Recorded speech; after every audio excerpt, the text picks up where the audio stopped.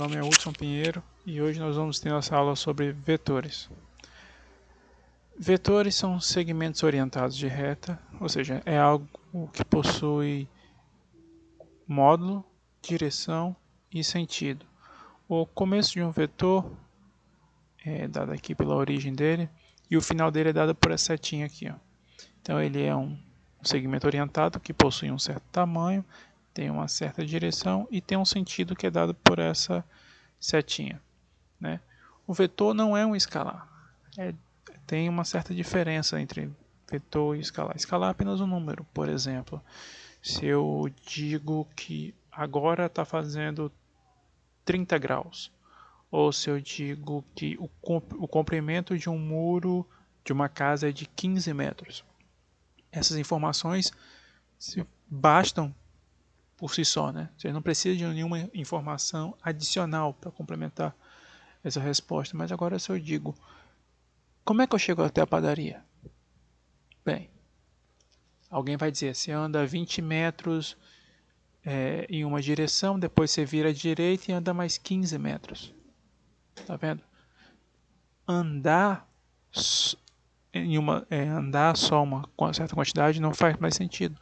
Para que a informação seja completa, eu tenho que ir para uma direção, andar um certo comprimento, depois eu tenho que virar e andar para outra direção com mais um outro comprimento.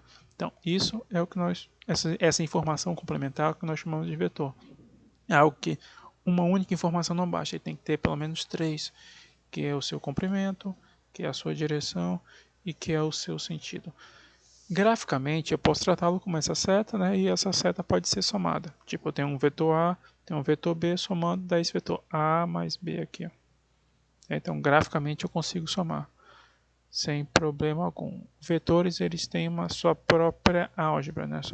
Suas próprias regras de soma. Né? Eu posso somar dois vetores e dar um terceiro vetor. Né? Eles obedecem à lei comutativa, tanto faz somar A mais B ou B mais A, o resultado vai ser o mesmo.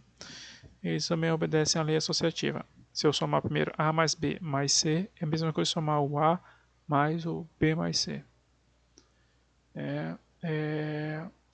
Não existe uma subtração de vetores, o que existe é quando eu digo que eu tenho um vetor menos B, por exemplo, eu estou invertendo a direção.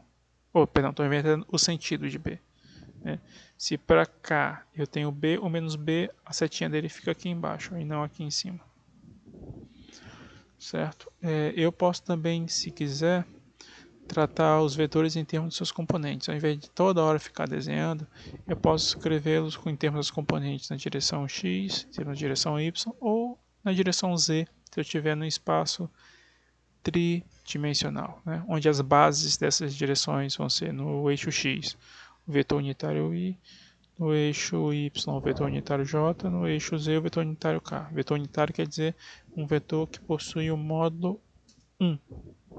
Então eu posso escrever o vetor A como sendo AXI mais AYJ mais um AZK. Vetor também possui a propriedade de se multiplicar. Eu posso multiplicar um vetor por outro vetor e o resultado ser um número. Isso é chamado produto escalar. Multiplico um vetor por outro vetor, o resultado é um número. Essa bolinha bem aqui, ó, é o que simboliza o produto escalar. Ou eu posso multiplicar um vetor por outro vetor e o resultado ser um terceiro vetor, que é chamado de produto vetorial. E é simbolizado por esse x aqui. Ó. Certo? Em resumo de vetores, é isso.